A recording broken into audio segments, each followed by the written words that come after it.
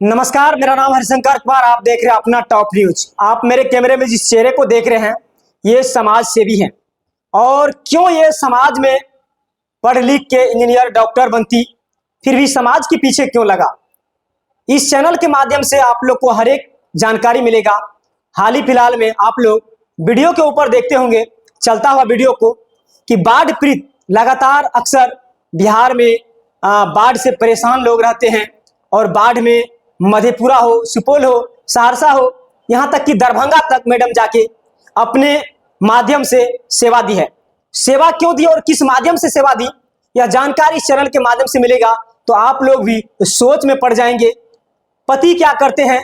पति पैसे से डॉक्टर हैं, लेकिन उस पत्नी को समाज सेवी में भेजने का उद्देश्य क्या हुआ, इन्हीं पत्नी से मैं जानकारी लूंगा और आप लोग को बताने का प्रयास करेंगे।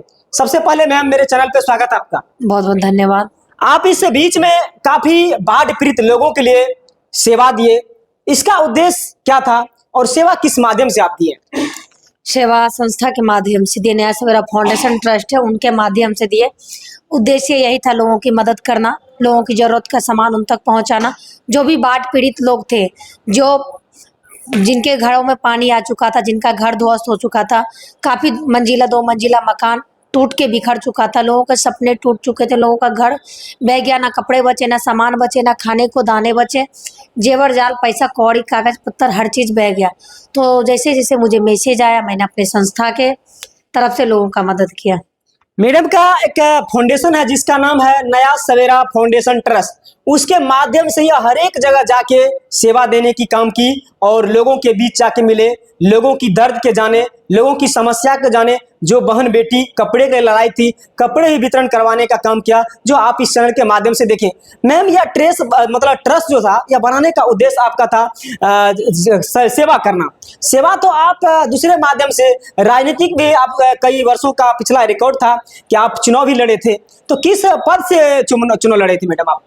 मैं मुख्य पार्षद पद से चुनाव लड़ी थी, लेकिन मैं जीत नहीं पाई थी किन्हीं कारणवश, क्योंकि उस समय मैम, जनता का सेवा, समाज का सेवा, गांव की सेवा तो आप राजनीतिक में भी जुड़ के कर सकती थी। तो राजनीतिक में क्यों नहीं जुड़े और अपना ट्रस्ट खोलने का उद्देश्य क्या हुआ?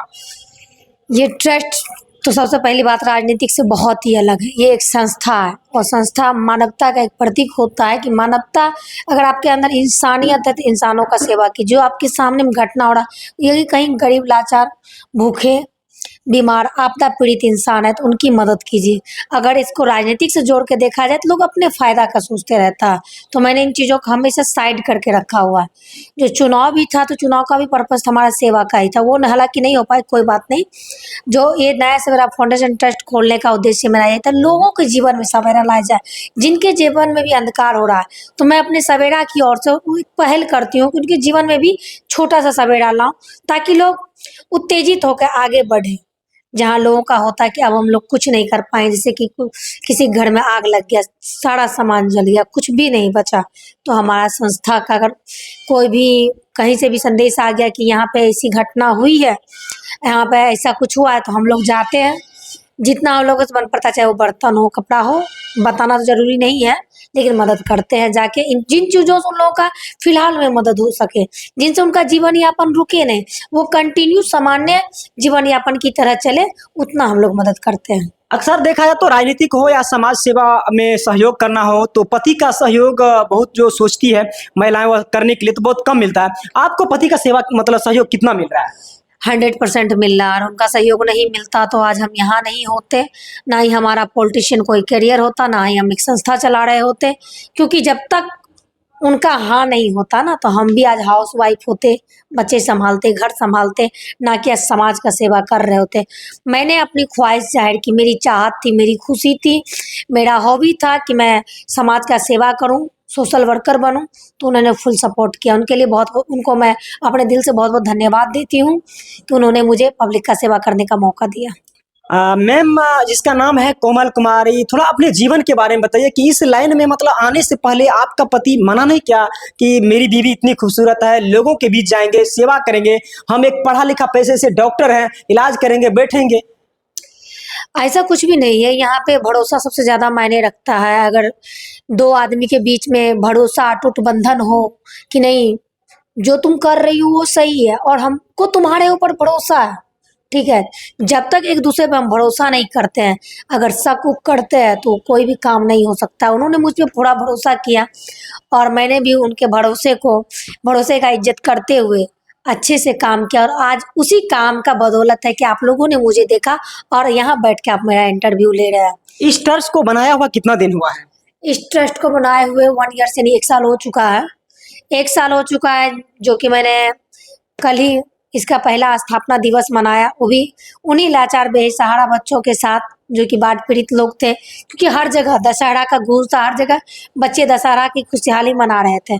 तो मैंने एक छोटा सा पहल किया, उन लोगों के बीच जाके एक छोटा सा केक लेके उन लोगों के चेहरे पे थोड़ी सी खुशी ला सकूं, इसके लिए मैंने उन लोगों के बीच में ही अपने ट्रस्ट का, अपने संस्था का पहला स्थापना दिवस मनाया। लोगों को इस ट्रस्ट के माध्यम से किस किस तरह का सहयोग मिल सकता है?